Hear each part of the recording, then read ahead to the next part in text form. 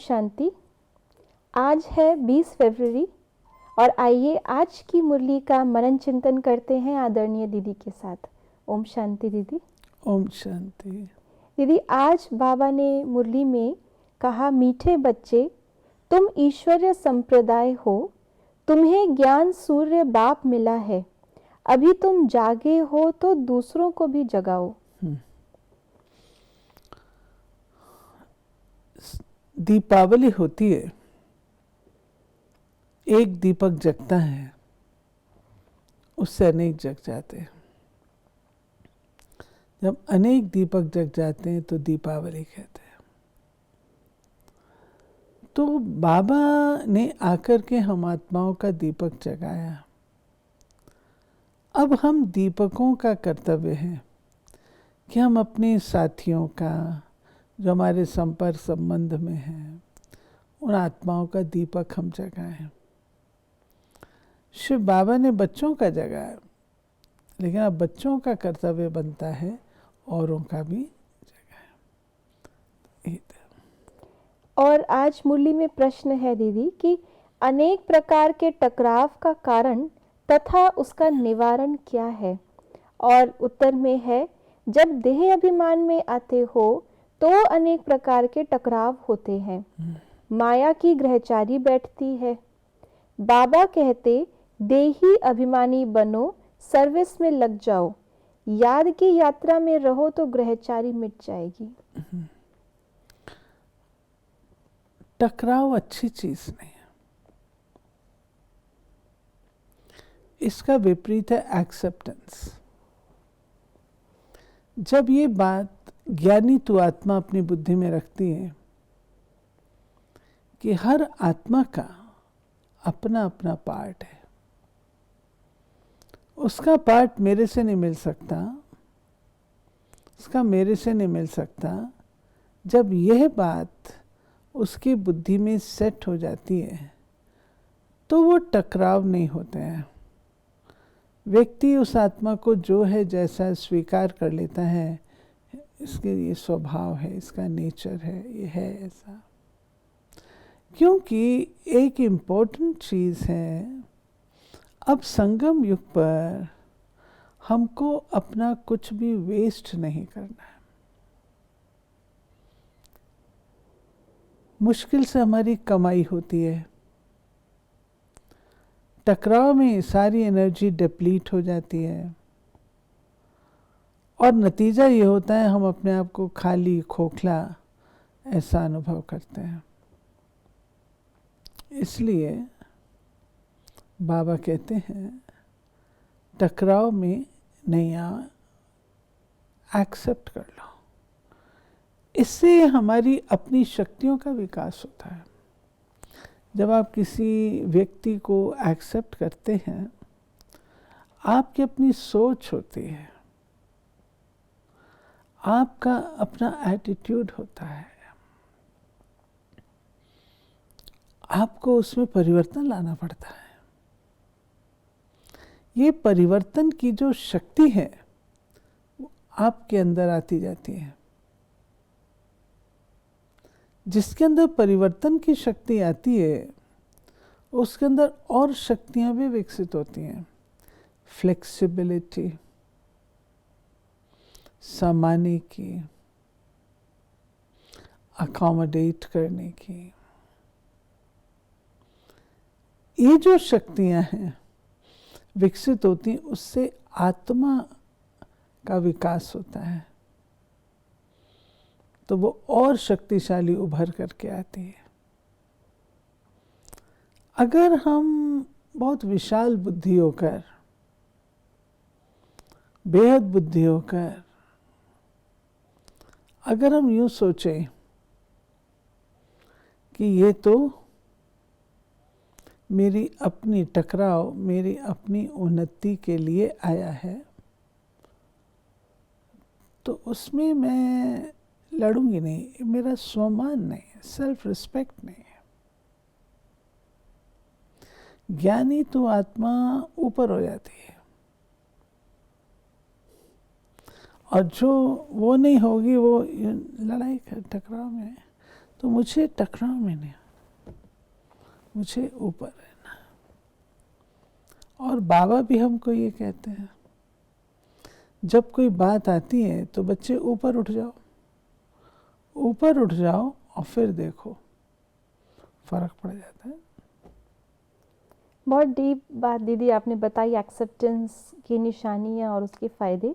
बाबा ने आज मुरली के बीच में एक और बात इसी संदर्भ में कही है कि आपस में बैठ कर के हमको राय करनी चाहिए, खिटपिट करने से ज़्यादा कम्युनिकेशन, आपस में बैठ के राय करनी चाहिए कि हम कैसे एडवर्टीजमेंट करें।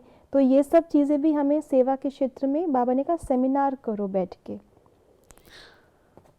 ये बाबा उन दिनों की मुरली है जब अभी सेवाओं के नए नए साधन हम लोग बना रहे थे, विकसित हो रहे थे, जिसमें प्रदर्शनियाँ थीं, कॉन्फ्रेंसेस थीं, सेमिनार्स थे। तो कैसे क्या किया जाए, अगर सबकी राय मिलकर के होती है तो, और अगर वो नहीं होती है तो हर एक अपना तो कर ही लेता है, लेकिन क्वालिटी में फिर अंतर पड़ जाता है। इसलिए हमें मिलजुल करके संगठित रूप से, बाबा हमेशा संगठन को जोर देता है, आपस में मिलकर राय करो, आपस में मिलकर के सेमिनार करो, आपस में मिलकर बातचीत करो। बाबा उसको महत्व देता है। इसमें भी बाबा हमको सिखाता है, मान लो आपने कोई राय दी और आपकी वो राय मानी नहीं गई,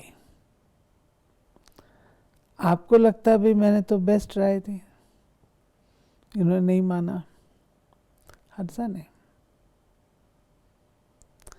आपको ये संकल्प आ सकता है कि आगे से मैं कोई राय दूंगी ही नहीं, जब इन्होंने सुनना नहीं है, करना वही है जो इनको ठीक लगता है, तो मैं दूंगी ही नहीं। तो बाबा हम बच्चों को सिखाते हैं कि मालिक बन करके राय दो, बालक बन करके स्वीकार कर लो।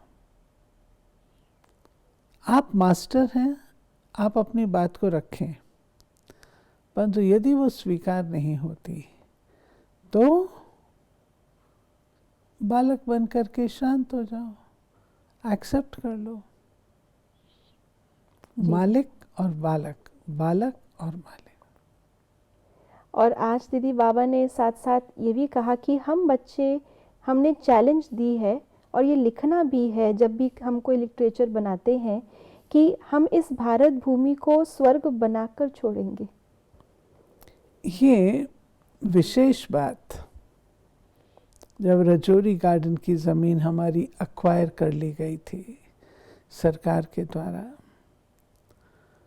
तब बाबा ने जगदीश भाई गुलजार दादी को मेमोरेंडम राष्ट्रपति को देने को कहा था। उस समय राष्ट्रपति थे डॉक्टर सर्वपल्ली राधाकृष्णन, और उनको वो दिया गया। नतीजा ये हुआ कि वो धीरे धीरे ज़मीन हम लोग ने वापस ले ली और आज वहाँ पर इंस्टीट्यूट है। उस समय हमने लिखा था कि यदि आप हमको ये ज़मीन रिलीज़ कर देंगे तो हम भारत को स्वर्ग इतने समय में बना के छोड़ेंगे। तो वो उन्होंने दी नहीं उस समय, हमें भी समय लग गया। तो बाबा कहते हैं ये प्रतिज्ञा, और ये हमारा लक्ष्य भी तो है ना, कि भारत को हम ऐसा सुंदर बना कर ही छोड़ेंगे। तो दीदी आज बाबा ने मुरली में कहा कि तुम भी पांडव गवर्नमेंट गाई हुई हो, यह बड़ी ईश्वरीय गवर्नमेंट है। इसको वास्तव में कहा ही जाता है पांडव ईश्वरीय गवर्नमेंट। गवर्नमेंट से रहस्य बाबा का कोई राजनीतिक गवर्नमेंट से नहीं है। जैसे किसी को बहुत महत्व देते हैं, सरकार उसको बोलना। तो बाबा ने ये बात कही है कि तुम्हारे तौर तरीके, मर्यादाएं, लक्ष्य सब कुछ अलग है, सब कुछ अलग है। और तुम इस समय, ईश्वर तुम्हारा हेड है, तुम पांडव हो, पांडव शिव शक्ति सेना, तो तुम्हारी कारोबार रूहानी है, सूक्ष्म है। वो सरकार अपना काम कर रही है, लेकिन तुम जो हो अपना काम कर रहे हो। इस ईश्वरीय गवर्नमेंट अथवा ईश्वरीय पांडव गवर्नमेंट, जिसको बाबा ने कहा, वो कोई वैसे एग्जिस्ट नहीं करती है, लेकिन मन में ये है कि हमको ऐसी दुनिया बनानी है और हमारा हेड जो है वो शिव बाबा है। और दीदी, शिव बाबा ने आज अपने लिए कहा कि सबसे बड़ा पार्ट शिव बाबा का है, फिर ब्रह्मा का और विष्णु का, क्योंकि ब्रह्मा से विष्णु और विष्णु से ब्रह्मा बनते हैं। ये तो स्वाभाविक है कि शिव बाबा का तो अव्वल दर्जे का है, उसके बाद फिर 3 देवताओं का है, और फिर साकार सृष्टि में प्रजापिता ब्रह्मा, ये ब्रह्मा ही विष्णु बनते हैं, श्री लक्ष्मी से नारायण, और वही अपने 84 जन्म के बाद पुनः ब्रह्मा बनते हैं। ये बात है। और दीदी, इसीलिए बाबा ने आज कहा कि जो इस रहस्य को एक्टर होते हुए भी ड्रामा के क्रिएटर डायरेक्टर को नहीं जानते, वे फर्स्ट क्लास बेसमझ हैं। बाबा बच्चों को थोड़ा सा वो करते हैं कि भाई अगर ये जानते ही नहीं हैं, ड्रामा को नहीं जानते, ये नहीं जानते हम एक्टर हैं, हम पार्ट प्ले कर रहे हैं, तो बाबा कहते हैं फर्स्ट क्लास बेसमझ हुए ना, ड्रामा के एक्टर भी हैं और जानते भी नहीं हैं। और आज के वरदान में है दीदी, अपनी श्रेष्ठ धारणाओं प्रति त्याग में भाग्य का अनुभव करने वाले सच्चे त्यागी भव। और इसकी डिटेल्स में बाबा ने आज संपूर्ण पवित्रता को श्रेष्ठ धारणा बताया ब्राह्मण जीवन की। बाबा ने कहा इसी धारणा के लिए गायन है, प्राण जाए पर धर्म ना जाए।